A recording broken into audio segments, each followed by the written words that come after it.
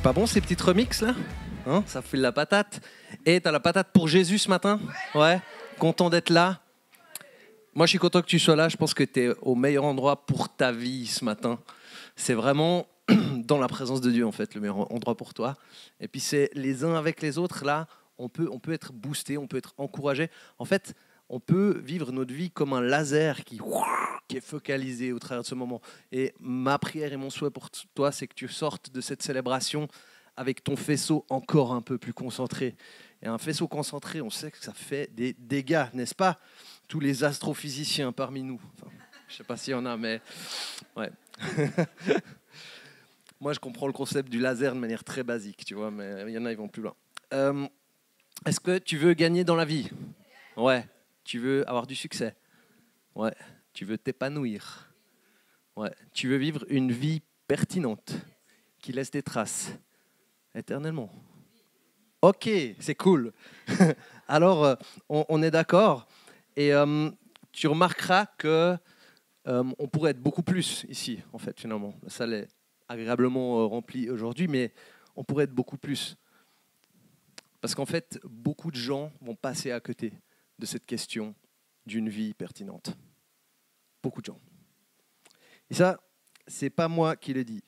On va regarder ça un peu après, mais si tu as envie d'avoir du succès dans ta vie, si tu as envie d'avoir une vie qui a un impact, il faut commencer par l'essentiel.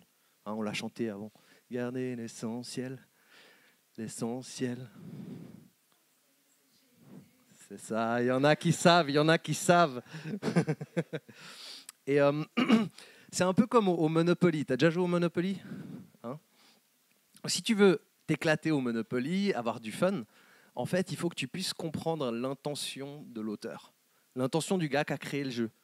Et pour ça, tu as aussi un mode d'emploi qui t'aide à jouer au Monopoly. Hein. Et bien, en fait, dans la vie, c'est un petit peu pareil. Il faut pouvoir comprendre l'intention de l'auteur, du créateur de cette vie, qui n'est pas un jeu, en fait. Mais on comprend le parallèle, quoi. Et puis, il faut avoir accès à son mode d'emploi. Et en fait, il y a peu de gens sur cette vie qui font l'effort de vraiment aller au bout de cette question. Pourquoi je suis là? Qui est Dieu? Que faire vis-à-vis de la culpabilité dans ma vie? Et l'éternité, qu'est-ce qui se passe? Il y a peu de gens qui vont jusqu'au bout de ces questions. Mais il y en a qui le font. Et Jésus, on parle, Jésus, il dit, à quoi bon gagner le monde si c'est pour perdre ton âme? Tu peux vivre la meilleure vie sur cette terre possible. Si tu n'as pas compris qui était l'auteur de la vie et ses règles du jeu, tu l'auras dans le baba à la fin des courses. Hein. Et c'est un euphémisme. Hein. Donc ce que j'ai envie de te dire, c'est comprends que la vie est un cadeau. La vie est un cadeau, mais qui vient aussi avec des responsabilités. Et le donneur a des attentes. Celui qui te donne la vie va aussi avoir des attentes vis-à-vis de toi. Jésus en a parlé de manière très très claire. Dans Matthieu 7, il dit « Entrez par la porte étroite. En effet, large est la porte, spacieux le chemin menant à la perdition. Et il y en a beaucoup qui entrent par là. Mais étroite est la porte, resserré le chemin menant à la vie, et il y en a peu qui les trouvent. » Ouais, si c'est pas la parole la plus cool, j'ai envie de dire en fait, qu'on aimerait. Jésus, il nous dit en fait, il y en a peu qui vont trouver, qui vont me trouver, qui vont trouver la vie. Il y en a beaucoup qui vont à la perdition. C'est un fait. C'est pas agréable, mais c'est vrai. Et ouais. On peut s'amuser à nier la réalité parce qu'on ne l'aime pas, mais ça ne fait pas de moins d'elle une réalité. Je peux faire semblant que je ne suis pas malade de manière terminale, mais si j'ai une maladie terminale, je vais quand même mourir.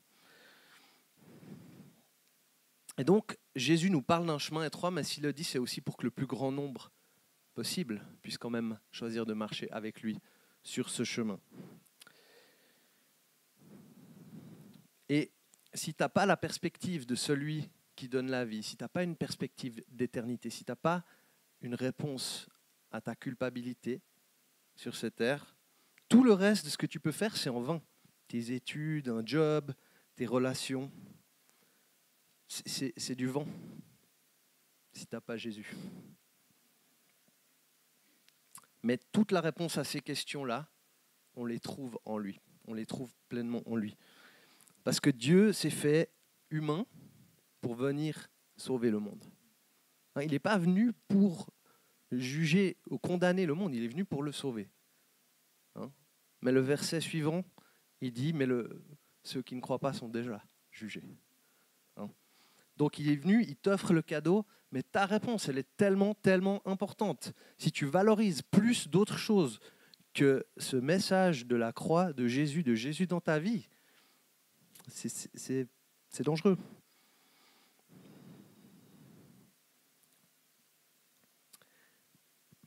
Et si tu as envie de marcher du coup dans la vie avec succès, mon premier point pour toi ce soir, c'est marche dans la vie ce matin, mais aussi ce soir. marche dans la vie en sachant que Dieu t'aime et en t'attendant à sa bénédiction. Parce que ce chemin étroit de Jésus, c'est l'accès à l'amour du Père, à l'amour de Dieu. Sache que Dieu t'aime et qu'il te bénit. C'est hallucinant, c'est tellement profond. On devrait s'arrêter là puis juste réfléchir à ça pendant une demi-heure en silence. Il y a une sorte d'état de conscience à avoir de cet amour, de cette bienveillance de Dieu pour nous en Jésus-Christ. Alors quand tu vis ta vie, quand tu te lèves le matin, quand tu vas au boulot, quand tu rentres à la maison, est-ce que tu es conscient que Dieu t'aime? Est-ce que tu le sais? Est-ce que tu le vis? Est-ce que tu le sens? On a besoin d'aller chercher la conscience de cette réalité-là de manière intentionnelle. Jésus leur parla de nouveau. Il dit « Je suis la lumière du monde. Celui qui me suit ne marchera pas dans les ténèbres, mais il aura au contraire la lumière de la vie. » Jésus est la lumière du monde. Cette lumière, c'est une image de son amour pour toi aussi. Qui t'aime, il t'a créé, il t'a fait pour une relation avec lui. Il t'a fait pour faire partie d'un corps de croyants qu'on appelle l'Église, le corps du Christ. Il t'a donné une mission pour une vie pleine de sens, et pour avoir un impact éternel. Et aujourd'hui, j'ai envie de parler du lien entre ton culte perso et cette réalité de vivre l'amour de Dieu dans ta vie. C'est hyper important. En fait, c'est dans ton culte perso que tout se passe. Et si tu n'as pas de culte personnel aujourd'hui, c'est ce temps que tu mets à part dans ta journée juste pour un tête-à-tête où tu pries Dieu, tu lis sa parole et tu vis ta relation avec lui. Si tu n'as pas un culte perso, ça va être compliqué de gagner avec lui dans la vie. C'est un peu le pain quotidien, quoi. C'est un peu le truc dont tu as besoin. Il faut pouvoir établir une connexion au calme si tu veux pouvoir avoir la connexion dans le chaos, dans le bruit de la vie, après. C'est là que tu reçois cet amour et que tu comprends ta mission. C'est là que tu peux comprendre quel est le programme du Saint-Esprit pour ta journée, pour tes collègues. Et du coup, tu as cette option, parce que chaque jour, on se lève, on vit, soit on peut le faire comme ça, là, ici, dans la lumière et l'amour de Jésus pour nous, et on avance en partenariat avec lui, ou alors on peut passer à côté, puis on fait les choses comme ça, par automatisme, et puis en fait, on s'éloigne de cette lumière, de cet amour.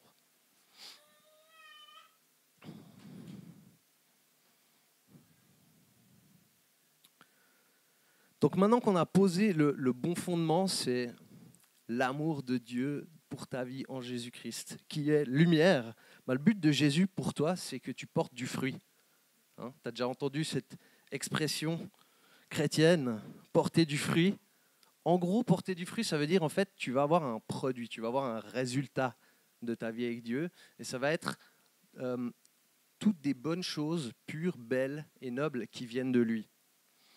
C'est ça, du fruit. Jésus dit, tout bon arbre produit de bons fruits, mais le mauvais arbre produit de mauvais fruits. Un bon arbre ne peut pas porter de mauvais fruits, ni un mauvais arbre porter de bons fruits. Tout arbre qui ne produit pas de bons fruits est coupé et jeté au feu. C'est donc à leurs fruits que vous les reconnaîtrez. Ok, donc si tu veux porter du bon fruit, prends soin de ce culte perso. Parce que ce qui donne du fruit, c'est la source. Faut puiser dans la source, les racines qui se nourrissent du sol, de l'eau, du soleil. Et après, il y a un beau fruit. Ça, c'est Jésus et son amour dans ta vie qui donne ce résultat-là. Et ce fruit-là, il peut prendre beaucoup de formes différentes. Mais j'ai envie de te dire ce matin, tu es fait pour ça. Tu as été prévu pour ça. Et tu vas avoir un impact si tu fais ça. Alors, plug-toi à la source pour porter du bon fruit. Maintenant, si tu as envie de marcher avec succès dans cette vie, tu as compris que l'essentiel, c'est Jésus.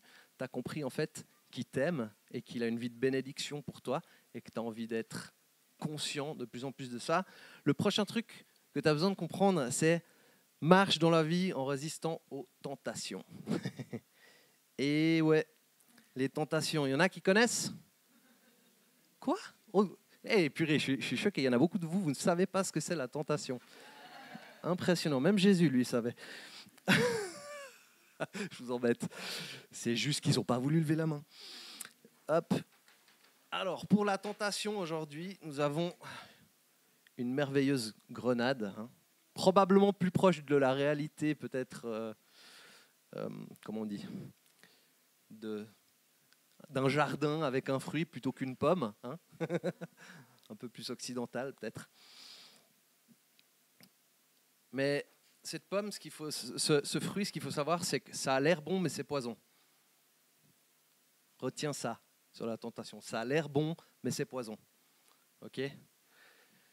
Le fruit, normalement, c'est bon, etc. Ça, c'est pas le bon fruit à manger. Parce qu'en fait, Dieu avait mis une limite. Il a dit non, ça, c'est pas bon pour toi. Et ça, c'est une image de tous les trucs dans notre vie où Dieu a parlé, il a dit ce qui était bon pour nous, ce qui ne l'était pas. Et tous les trucs qui sont pas bons, ils ont l'air bons pour nous souvent, mais c'est poison. Mange pas, tu vas mourir. C'est ce qu'il a dit à Adam et Ève dans le jardin. Et ça représente en fait toutes les choses qui veulent interférer avec l'amour de Dieu dans notre vie, qui veulent interférer avec notre capacité de nous porter du bon fruit, justement. On te donne un faux fruit à manger, et toi, tu arrêtes d'en porter du bon. C'est ça qui se produit.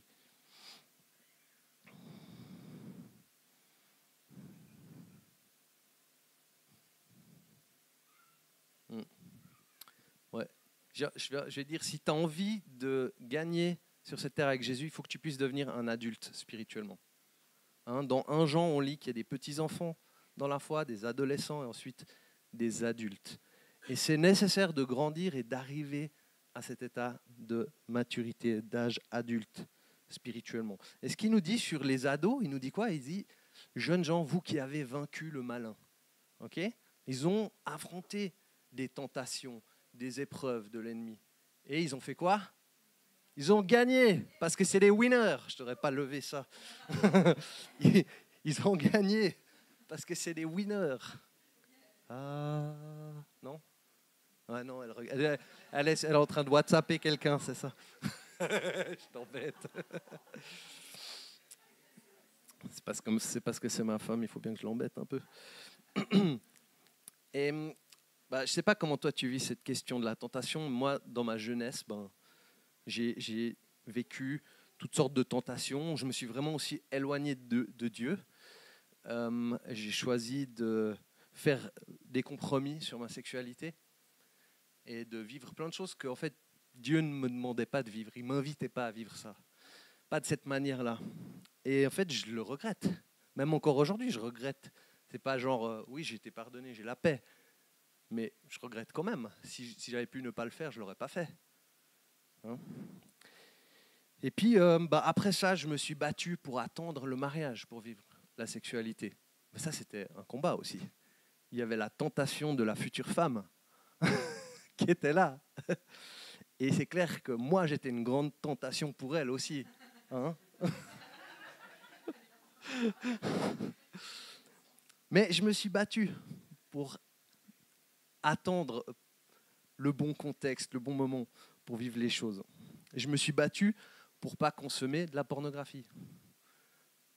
Bah ouais, je crois que c'est une réalité pour beaucoup d'entre nous, hommes et femmes. La pornographie, c'est un des fléaux de la société qui est là, qui détruit notre sexualité. C'est tellement tordu parce que c'est tellement puissant en fait. Mais je me suis battu contre ça. Et je regarde pas de pornographie aujourd'hui. Et j'ai envie de te dire, si toi tu te bats avec ça, keep going quoi. Bats-toi jusqu'au jour de ta mort. Ça vaut la peine. Et tu peux être libre. Je crois que c'est possible.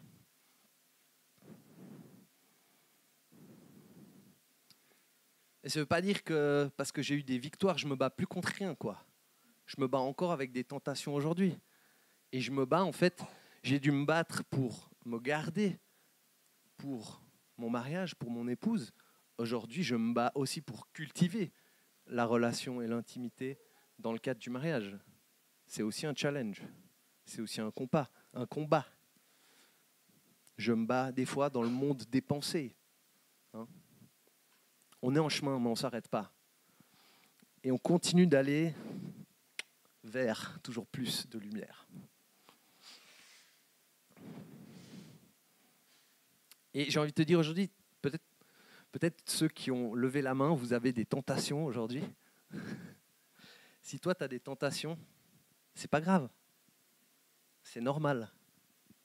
C'est normal, franchement. Ça fait partie de la vie sur Terre, les tentations. Tout le monde en a. Hein, tu sais que symboliquement, on a tous levé notre main à ce moment-là. Ça, c'est pas grave. Tout le monde en a, mais bats-toi. Bats-toi comme un fou. Bats-toi comme un fauve, comme un lion. Hein. Parce que la tentation, c'est pas grave en soi, mais le péché, oui. Le péché, il peut aller tellement loin. Il a des conséquences. Et il peut donner des choses absolument horribles, vraiment. On rigole pas avec, minimise jamais le péché. Dis jamais, ah, c'est qu'un petit truc. Non. Bats-toi et sache que tu as cette lumière de Jésus avec toi pour te donner la victoire sur ces tentations. Et là où tu as foiré, te couvrir avec son pardon et sa grâce. 1 Pierre 5, 8, 9 dit « Soyez sobres, restez vigilants, votre adversaire, le diable, rôde comme un lion rugissant, cherchant qui dévorer. Résistez-lui avec une foi inébranlable, sachant que les mêmes souffrances sont imposées à vos frères et sœurs dans le monde, qui ont tous levé la main en même temps. » Bats-toi, sois actif, sois proactif. Laisse pas les choses au bol et laisse pas les choses se détériorer. Tu sais que le péché, c'est un truc, c'est super tordu. Hein. Ça commence toujours petit et ça grandit. Si tu laisses libre cours à ça, il y a un développement inévitable, quoi. Et puis l'ennemi aussi, il est bon dans la tentation. Il sait comment y faire. Donc là où il t'invite à pécher, il te donne en même temps une excuse pour le faire. Une justification, une raison. Non, mais regarde, c'est pas grave parce que faut vraiment pas être dupe, quoi.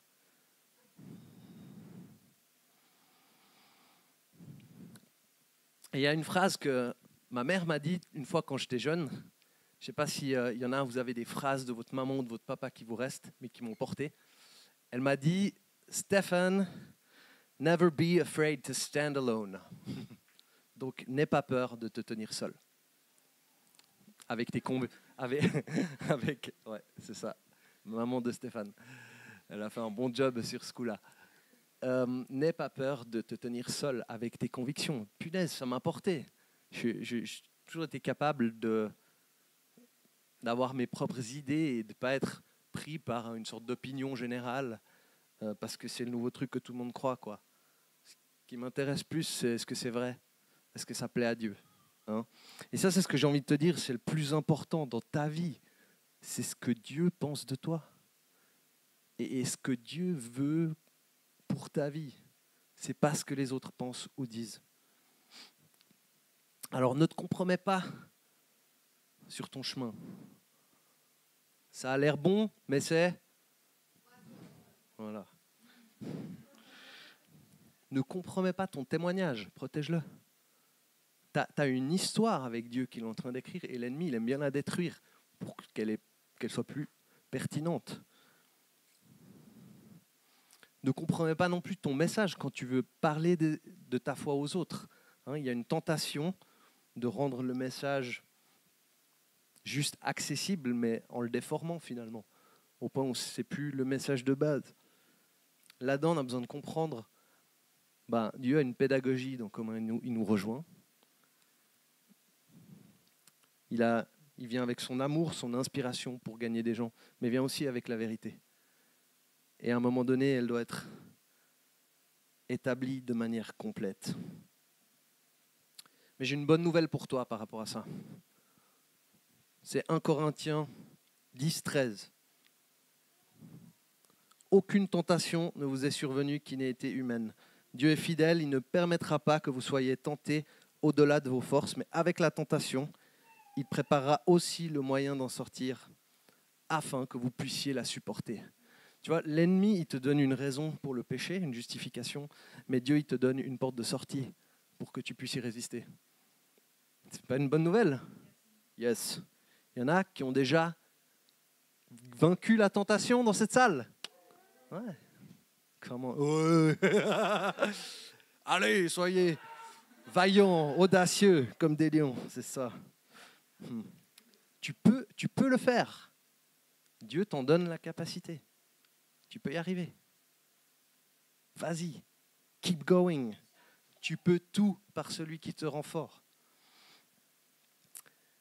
Et donc, maintenant que tu sais que tu es aimé par le Dieu de toute bénédiction, et puis que tu as les moyens de résister à la tentation, le dernier truc qui te reste à faire, si tu veux avoir du succès dans cette vie, c'est marche dans la vie en connexion avec lui.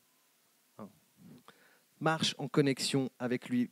Pour Jésus, c'était un lifestyle quotidien de marcher en connexion avec le Père, avec Dieu le Père. Et pour ça, il me manque ma dernière illustration, Elodie. La Bible. Elle est dans mon sac qui est là-bas. Il y a quelqu'un qui a une Bible sous la main? Ouais. Allez. Ouais, ça va aussi. C'est la même. Alors, so spricht der Herr. Tretet hinan die Wege und schaut und fragt nach dem Pfaden der Vorzeit, welches der gute Weg ist. Und waltet darauf, so werdet ihr Ruhe finden für eure Seelen. Je crois que c'était un verset pertinent, non? C'était dans Jérémie, j'ai aucune idée de ce que je viens de vous lire. Mais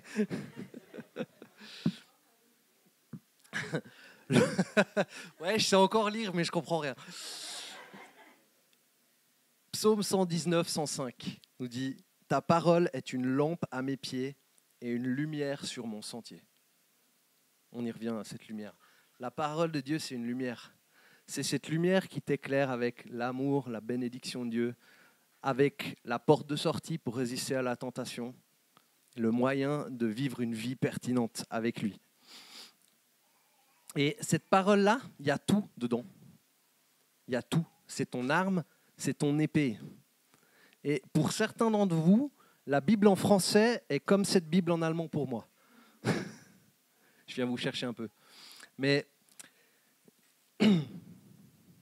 là-dedans, c'est un puits de sagesse où tu as tout ce dont tu as besoin pour ta vie de manière pertinente avec Dieu. C'est le mode d'emploi du Monopoly, en d'autres termes. Et je t'invite, si tu ne la connais pas bien, si tu ne la comprends pas, si c'est du charabia pour toi, prends le temps, plonge dedans. Creuse-la, essaie de la comprendre. C'est ton épée. Tu dois apprendre à la manier. Si tu ne sais pas manier l'épée sur le champ de bataille, tu as perdu dans le combat spirituel. C'est aussi simple que ça. Alors, vas-y jusqu'au bout. Ça va te prendre du temps. Il est long, ce livre. 80 ans si tu lis un verset par jour. Lisons au moins 2, peut-être tu auras lu la Bible 2 fois dans ta vie, tu vois. Et ça ne veut pas dire que tu auras compris ce qu'il y a dedans, en fait. Et il y a des passages qui sont super faciles à comprendre, et il y a des passages qui sont horriblement difficiles à comprendre ou à réconcilier avec nos expériences ou notre perception des choses. Mais en fait, il y a une puissance là-dedans. Cette parole, c'est la parole de vie. Lis-la, tu ne seras pas pareil. Comprends-la, ce sera encore mieux. Mets-la en pratique et tout va se passer, tout va se produire.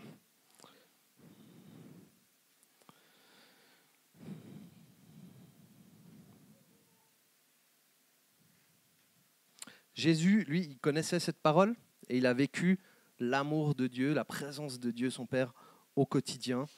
Il allait à l'église les dimanches, hein, il allait à Gospel Center, non. Non, il allait plutôt à la synagogue le jour du sabbat. Mais en fait, c'est intéressant parce que quand tu lis les évangiles, tu vois, il y a plein de miracles, il y a plein de choses qui se sont passées autour de la synagogue, tout ça, mais il y a plein de choses qui se passent le reste de la semaine, en fait, en dehors du rendez-vous, du rassemblement. Et en fait, c'est là que Dieu il a envie d'être aussi à l'œuvre dans ton quotidien. Et Gab parlait d'une aventure avec Dieu, mais c'est exactement ça. Tous les jours, tu te lèves et c'est l'aventure parce que Dieu il a un programme hallucinant pour toi.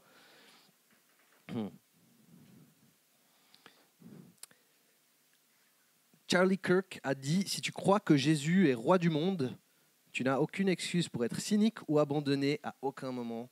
Tu ne peux être que rempli d'espoir, de joie et dans l'attente. » J'aime bien cette phrase parce qu'en fait, c'est ce que cette parole elle produit en nous.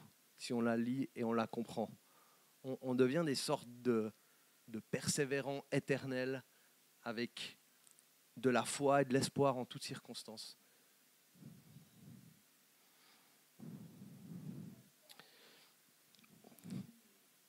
Et donc, si tu veux gagner dans cette vie, tu as besoin de ces trois choses.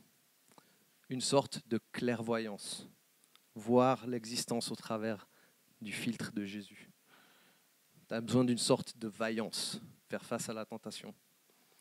Et tu as besoin d'une sorte de dépendance à sa présence et à sa parole au quotidien. Alors marche dans la vie en sachant que Dieu t'aime. Et en fait, j'ai été tenté dans ce message, de te donner les points suivants. Mon premier point, ça allait être marche dans la vie en sachant que Dieu t'aime. Ensuite, mon deuxième point, c'était vie en étant conscient de son amour. Mon troisième point, baigne dans l'amour de Jésus au quotidien. Mon quatrième point, l'amour de Dieu est un puits inépuisable. Le cinquième point, tu n'as pas fini de connaître son amour. Le sixième point, vous me dites quand je m'arrête. Ouais, j'étais tenté de faire ça. Parce que ma conclusion, c'est que si tu connais vraiment cet amour de Dieu, alors tu vas te battre et avoir la victoire contre les tentations. Alors tu vas vivre une vie en dépendance totale à lui et dans sa présence. Et c'est ce que je souhaite pour toi le plus aujourd'hui. Donc on va vivre un moment de face-to-face, donc de tête-à-tête pour toi avec Dieu. Et ma prière pour toi, c'est que tu puisses juste goûter à son amour déjà dans ce moment. Et il y a deux pistes pour ce moment. Un truc important que tu as remarqué qui te manque pour gagner ta course. Et puis, un truc dangereux qui te compromet dans ta course. Une tentation, identifie-la. En fait, l'ennemi, il a de la puissance tant qu'on ne comprend pas que c'est lui qui est derrière quelque chose. Dès qu'on le décèle, on a, ah mais en fait c'est une arnaque ce truc. Hein, okay.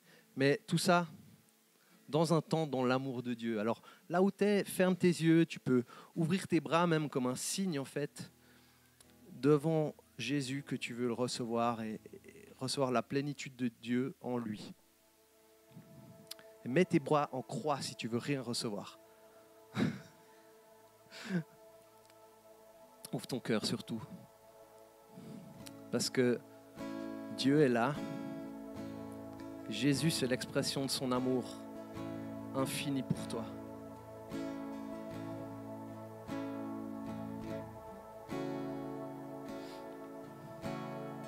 Merci Dieu d'amour que tu es présent dans ce lieu.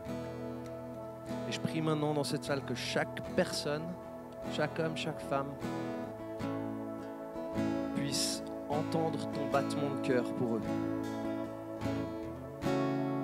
Pour une vie vécue chaque jour dans ton amour et dans ta bénédiction. Waouh!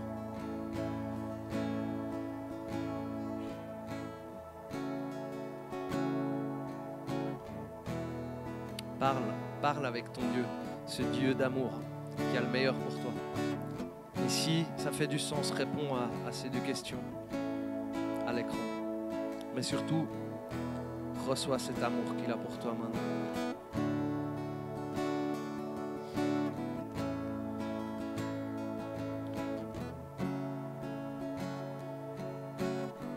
Jésus, je prie encore, déverse cet amour du Père dans chaque cœur, là maintenant, par ton Saint-Esprit.